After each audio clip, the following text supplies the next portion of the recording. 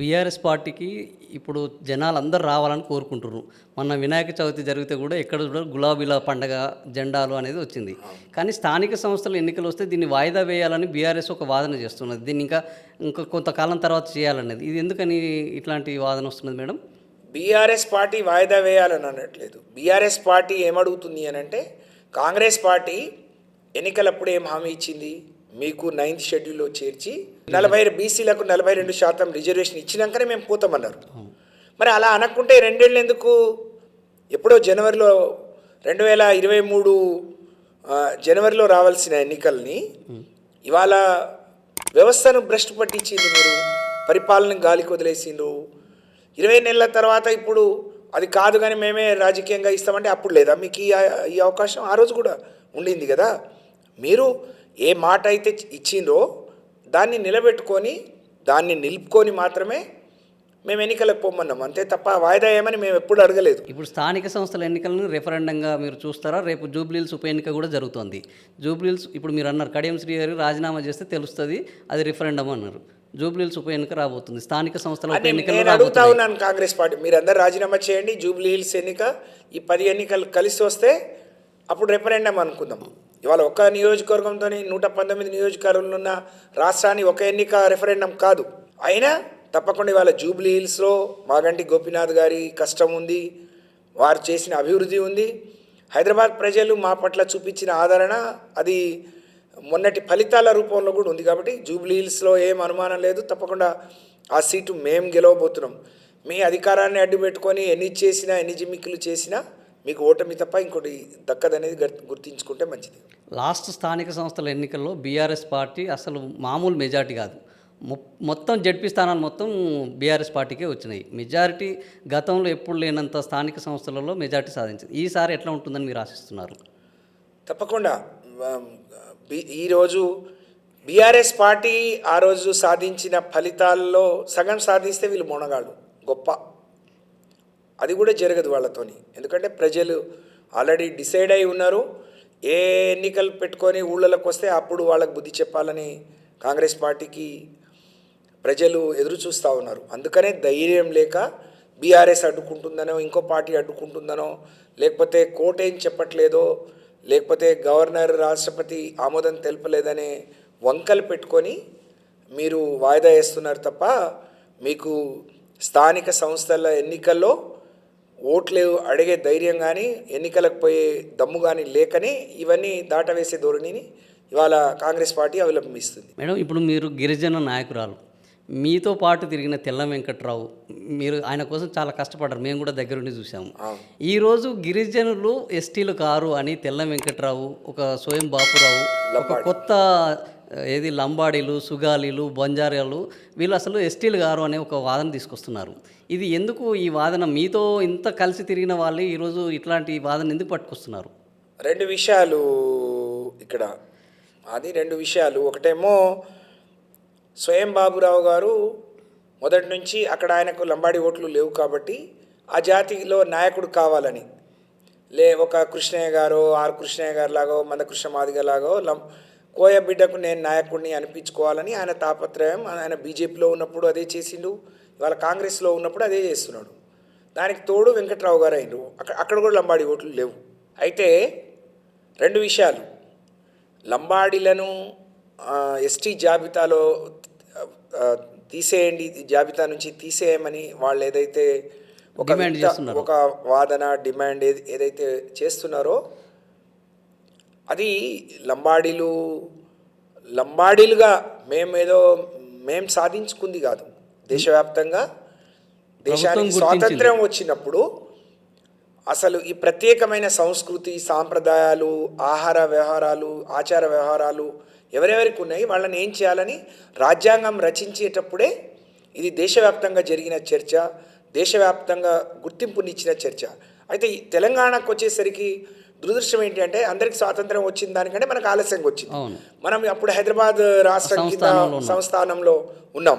ముందు ఆంధ్రప్రదేశ్లో వచ్చింది కాబట్టి ఇక్కడ లంబాడి, ఎరకల, యానాది, సుగాలి ఇట్లా అనేక జాతులను ఎస్టీ జాబితాలో చేర్చిండ్రు. ఇక్కడేమో సరి అయిన ఆధారాలు వాళ్ళకి పంపలేదు. కానీ ఎప్పుడో 1931లో నిజాం సెన్సెస్ చేయిస్తే కూడా అక్కడ లంబాడి అని మెన్షన్ చేశారు. కానీ సరి అయిన ఆధారాలు ఇవ్వక, లేకపోతే అప్పటికే ఇక్కడి నుంచి ఎక్కువ మంది లంబాడి గిరిజన బిడ్డలు విద్యావంతులు కావడం కానీ తెలుసుకోలేకపోవడంతో అందరి అక్కడ ఆంధ్రప్రదేశ్లో ఉండే వాళ్లకు 56లో ఎస్టీ జాబితాలో చేరిస్తే తెలంగాణ వాళ్ళ సరి అయిన ఆ రోజున కాంగ్రెస్ ప్రభుత్వం సరి అయిన ఆధారాలు చూపించక వాళ్ళకి నష్టం చేసింది. తర్వాత జరిగిన పోరాటం, మా పోరాట ఫలితమే ఆ రోజు ఇక్కడ కాంగ్రెస్ పార్టీ అధికారంలో ఉంది. కానీ కాంగ్రెస్ పార్టీ గుర్తించలేదు కేంద్ర ప్రభుత్వం.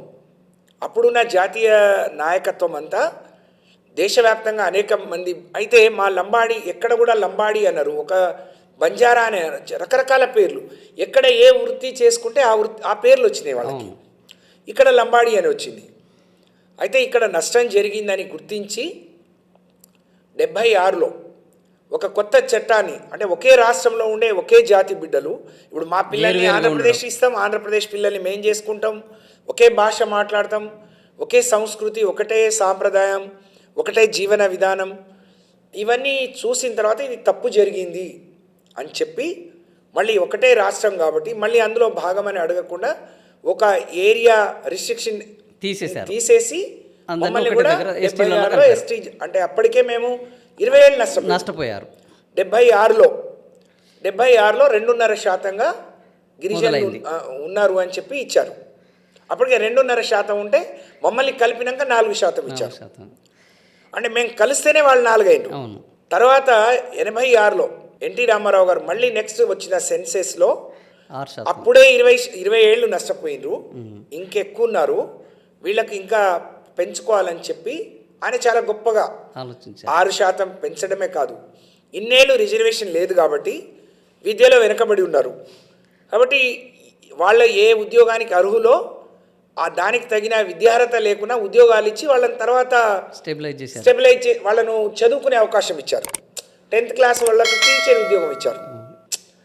అలా ఆయన అనేక అలా అందులో ఆదివాసులు వెనకబడిపోతున్నారని జీవో 3ని తీసుకొచ్చారు, అక్కడ వాళ్ళే పని చేయాలని.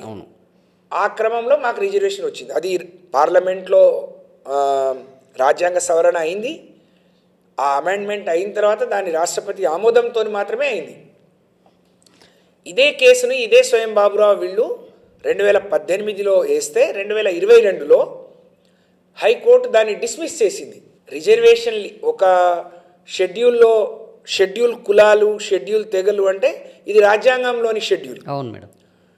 అప్పుడు అక్కడ ఏదైనా చేర్పులు మార్పులు రావాలన్నా, కొత్తగా ఎవరినైనా చేర్చాలన్నా, అక్కడి నుంచి కొత్తగా ఎవరినైనా తీసేయాలన్నా అక్కడ మాత్రమే దాని పరిధి తప్ప మా పరిధి కాదు అని హైకోర్టు కొట్టేసింది. అప్పుడు వాళ్ళు సుప్రీంకోర్టుకు పోయినారు, అదే కేసు మీద పోయినారు వాళ్ళు. ఇవాళ సుప్రీంకోర్టు కూడా కొట్టేస్తుంది, ఇందులో అనుమానం లేదు. కానీ ఈ జాతి మధ్య వైర్యం, ఒక వర్గీకరణ తీసుకురావాలన్న ఒక ఇబ్బంది, చిచ్చు పెట్టాలనే ప్రయత్నం. మేము కాంగ్రెస్ పార్టీ దగ్గరికి పోయినాం, నేను స్వయంగా మొన్న పోయినా. నేను 5 ఏళ్ళు ఈ రాష్ట్రానికి గిరిజన సంక్షేమ శాఖ మంత్రిగా చేశాను. అప్పుడు ఈ రిజర్వేషన్ ఫలాలు అందరికీ సమానంగా అయితే కేసీఆర్ గారు అంటే ఈ 10 ఏళ్ళు గిరిజన బిడ్డలకు, గిరిజన జాతికి ఒక సువర్ణ యుగమని చెప్పొచ్చు, స్వర్ణయుగం అని చెప్పొచ్చు 10 ఏళ్ళు. కారణం ఏంటి అంటే అనేక ఏళ్ళు ఈ రిజర్వేషన్ స్వర్గీయ ఎన్టీఆర్ 86లో పెంచితే 2022 వరకు మళ్ళీ ఎవరు సమీక్షించలేదు. అప్పటికే 2011 సెన్సెస్ ప్రకారమే మేము 9.08 ఉన్నారు. అయితే అనేక ఏళ్ల పోరాటం, కేసీఆర్ గారు దీన్ని 10% పెంచిండ్రు. అనేక ఏళ్ల పోరాటం, తండాల గ్రామ పంచాయతీ, గూడాల గ్రామ పంచాయతీని మాకు నిజం చేశారు. 2006లో పోడు హక్కుల చట్టం వస్తే 2014 వరకు వీళ్ళు కేవలం 3 లక్షల ఎకరాలు ఇస్తే మేము 4,09,000 ఎకరాలు ఇచ్చాం. ఇక చాలా చేసాం. అయితే మొన్న కూడా మేము కాంగ్రెస్ పార్టీకి పోయి 2022లో హైకోర్టులో కొట్టేయటానికి ఆ రోజున తెలంగాణ రాష్ట్ర ప్రభుత్వం ఇచ్చిన ఆధారాలతోని దాన్ని బేస్ చేసుకొని కొట్టేశారు వాళ్ళు. కాబట్టి అదే వాదన మీరు సుప్రీంకోర్టుకి ఇవ్వండి అని మీరు అడిగారు, మేము అడిగాం. అలాగే మేము కూడా ఇక్కడ మాట్లాడము, వాళ్ళు కూడా మాట్లాడకుండా కట్టడి చేయండి. వాళ్ళే సుప్రీంకోర్టు నిర్ణయం ఇచ్చినా అది అక్కడే చేసుకుందాం. సుప్రీంకోర్టు తలుపులు తట్టింది ఎవరు? బాబురావు ప్రభుత్వము రెండు విషయాలు చెప్పాం. అవును. ఇది బాబురావు వెంకట్రావు సొంత నిర్ణయమా, కాంగ్రెస్ పార్టీ నిర్ణయమా? ఏదో ఒకటి తేల్చండి. వాళ్ళ సొంత నిర్ణయం అయితే కాంగ్రెస్ పార్టీ నుంచి వాళ్ళని తీసేయండి, బహిష్కరించండి. ఓకే. లేదు మీరు నిర్ణయం కానప్పుడు మీరు వాళ్లకు మీరే సుప్రీంకోర్టుకు పోయినరు. సుప్రీంకోర్టు మీద గౌరవం ఉంచి నిర్ణయం కోసం ఎదురు చూడాల్సింది ఎవరు? వాళ్ళు. అవును. అది చేయకుండా మళ్ళీ బయట తిరుగుతున్నారు, మీటింగ్లు పెడుతున్నారు, ఇది సరి అయింది కాదు అని మా ఆత్మగౌరవం కోసం కూడా మేము ఒక మీటింగ్ పెట్టుకున్నారు. దాన్ని కాంగ్రెస్ పార్టీలో ఉండే ప్రముఖులు వ్యతిరేకించిండ్రు, రావద్దని కట్టడి కూడా చేసిండ్రు. నేను మీ ద్వారా ఇవాళ ఉన్న కాంగ్రెస్ పార్టీలో ఉండే గిరిజన బిడ్డలని, లంబాడి బిడ్డలని అడుగుతున్నాను. మరి మేము చెప్పినామని ఒకవైపు చెప్పుకుంటూ ఇవాళ వద్దనే వాళ్ళను కూడా మీరు సపోర్ట్ చేస్తున్నారంటే ఇది డబుల్ మైండ్తోని మీరు రెండు నాలుకల ధోరణి అవసరం లేదు. మీరు ఎవరి పక్షానో కరెక్ట్గా చెప్పండి. కాంగ్రెస్ పార్టీ వాళ్ళ వైఖరి ఏందో చెప్పండి. మీరు కేంద్రానికి సుప్రీంకోర్టుకి ఏం రాస్తున్నారో చెప్పండి అని డిమాండ్ చేస్తాం. ప్రభుత్వం తరపుగా చేస్తున్నారా, ఇది వాళ్ళ వ్యక్తుల తరపుగా చేస్తున్నారా? అవును. కాబట్టి దీనివల్ల కాంగ్రెస్ పార్టీ నష్టపోతుంది కాబట్టి, కానీ లంబాడి జాతి నష్టపోదు. కాకపోతే మాకున్న బాధ, ఆందోళన ఏంటి అని అంటే ఇవాళ 10% అందరం కలిసి ఉంటే ఉన్నాం. అవును.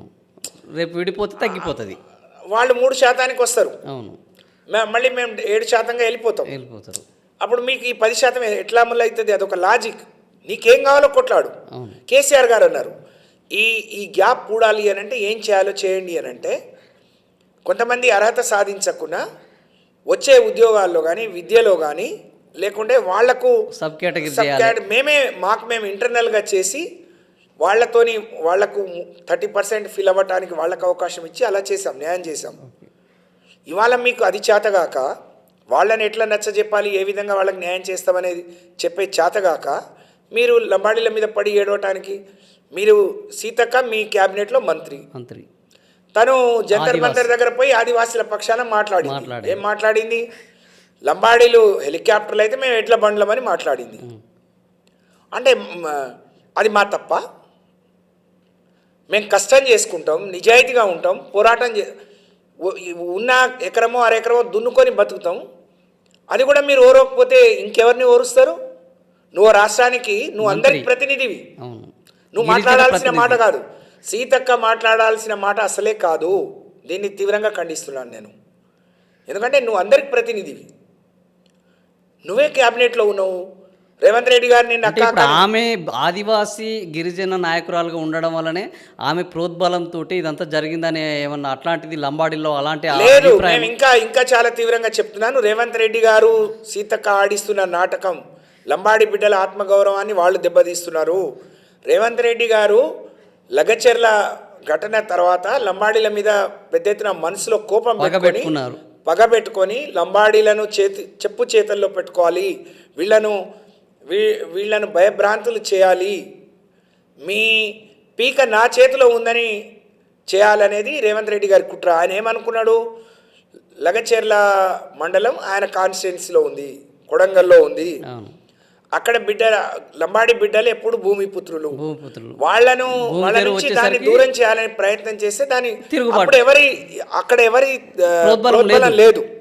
వాళ్ళు స్వచ్ఛందంగా తిరుగుబాటు చేస్తే బీఆర్ఎస్ పార్టీగా మేము వాళ్ళని తీసుకొచ్చి మద్దతు ఇచ్చాం. వాళ్ళకి అన్యాయం జరుగుతుంది. అప్పటి నుంచి ఆయన మనసులో ఉంది. అంతకుముందు ఆయన ఏం మాట్లాడిండు?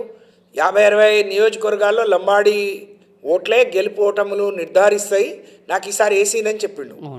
కానీ ఈ దెబ్బ ఎప్పుడు పడ్డదో అప్పటి నుంచి రేవంత్ రెడ్డి గారు లంబాడీలను భయపెట్టాలి, లేకపోతే వాళ్ళని ఎప్పటికప్పుడు నా చెప్పు చేతిలో పెట్టుకోవాలి, ఎప్పుడు మా రిజర్వేషన్ తీసేస్తాడో అని ఒక అభద్రతా భావానికి గురి చేయాలనే ఒక కుట్ర కోణం నుంచి సీతక్క ఇవాళ నేను అడుగుతున్న సూటిగా ఈ ఛానల్ ద్వారా, స్వయం బాబురావు ఓడిపోయి ఎంపీగా ఎమ్మెల్యేగా ఓడిపోయి ఉన్నాడు. వెంకట్రావును బీఆర్ఎస్ పార్టీ గెలిపించింది. ఒక డాక్టర్ ₹1 అడ్వకేట్ ఫీజు ఎట్లా కట్టిండండి వీళ్ళు? సీతక్కి ఇవ్వకపోతే, రేవంత్ రెడ్డి ఇవ్వకపోతే ఎవరు ఇచ్చిను? ఇవాళ పెద్ద పెద్ద సమావేశాలు వెళ్ళి పెట్టి లంబాడి వాళ్ళను ప్రోవోక్ చేసే విధంగా, రెచ్చగొట్టే విధంగా మాట్లాడుతున్నారు. ఉస్మానియా యూనివర్సిటీలో బాబురావు వచ్చి మాట్లాడిందంటే దీని వెనక ఎవరు ఉన్నట్టు అర్థం చేసుకోవాలి. నేను మీ ద్వారా లంబాడి బిడ్డలకు కూడా చెప్తా ఉన్నాను, ఇవాళ రేవంత్ రెడ్డి గారు ఇన్ని చేసినా రేవంత్ రెడ్డి గారు తలకాయ కిందికి కాళ్ళు పైకి చేసుకొని నిలబడ్డా మా రిజర్వేషన్ని తీసేయలేవు, నువ్వు కాదు నీ జేజేమా నీ బాబు ఎవరు తీసేయలేరు రేవంత్ రెడ్డి గారు, ఇది గుర్తుపెట్టుకోమని చెప్తున్నాం. రెండోది, జాతిలో పుట్టిన బిడ్డలు రాజకీయాలు చేసుకుందాం, ఏ పార్టీ అవకాశం ఇస్తే మన కష్టం మన నిజాయితీ మనల్ని ఆ నాయకులుగా చేసుకుంటారు కావచ్చు.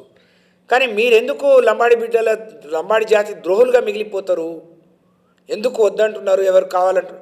మరి రేపు లంబాడి జాతి బిడ్డలకు ఏదైనా నష్టం జరిగితే ఇవాళ ఉన్న బలరాం నాయక్, ఇవాళ ఉన్న రామచంద్ర నాయక్, లేకపోతే ఇవాళ ఉన్న సోకాళ్ళు కొంతమంది లంబాడి నాయకులు మీరు బాధ్యత వహిస్తారా అని నేను అడుగుతా ఉన్నాను. ఇప్పుడు మీరు ఒక మాట అన్నారు మేడం, ద్రోహులుగా ఎందుకు మారుతున్నారని. యాక్చువల్గా మీరు చెప్పిన మాటల్లో బీఆర్ఎస్ వచ్చిన తర్వాత లంబాడీలకు గిరిజనులకు చాలా చేసింది, పోడు భూములు కానీ రిజర్వేషన్ పెంపు కానీ ఈరోజు కాంగ్రెస్ పార్టీ అధికారంలోకి రావడానికి కారణం ఈరోజు గిరిజనులు ఓట్లు వేయలేదు. అసలు ఎందుకు ఇంత చేసినాక గిరిజనులు ఎందుకు పార్టీకి దూరం అయ్యారు? గిరిజనులు ఒక్కళ్ళే కాదు, చాలామంది వేయలేదు. అంటే ఎవరికైనా పెడతామంటే ఆశ, కొడతామంటే భయం. మా జాతి బిడ్డలు కూడా అందరూ ఒకసారి మార్పు అని అంటే వాళ్ళ జీవితాలు, ఎందుకంటే కేసీఆర్ గారు ఇచ్చే అన్నీ వస్తున్నాయి, దీంతోపాటు ఆయన కూడా ఇంకా చాలా ఇస్తా అంటున్నాడు కాబట్టి అవన్నీ వస్తాయని ఆశపడ్డారు. చిన్న కుటుంబాల నుంచి వచ్చిన వాళ్ళు, లేకపోతే రకరకాల కారణాలు, 2 లక్షల రుణమాఫీ అంటే అందరికి అవుతుంది అంటే అందరు తీసుకున్నారు. ప్రతి సంవత్సరం 2 లక్షల మందికి జాబ్ క్యాలెండర్ ఇస్తాం, ఉద్యోగాలు ఇస్తామంటే అప్పుడు గ్రూప్ 1 పరీక్షలు రద్దు కావడం, దాంతో ప్రతి ఒక్కళ్ళు మేము గ్రూప్ 1 ఆఫీసర్లు అయ్యేవాళ్ళం అని వాళ్ళు ప్రచారం చేయటం, లేకపోతే ఇక మహాలక్ష్మిలో అన్నీ ఇస్తామని అంటే అందరూ నమ్మినట్టే గిరిజనులు కూడా నమ్మారు.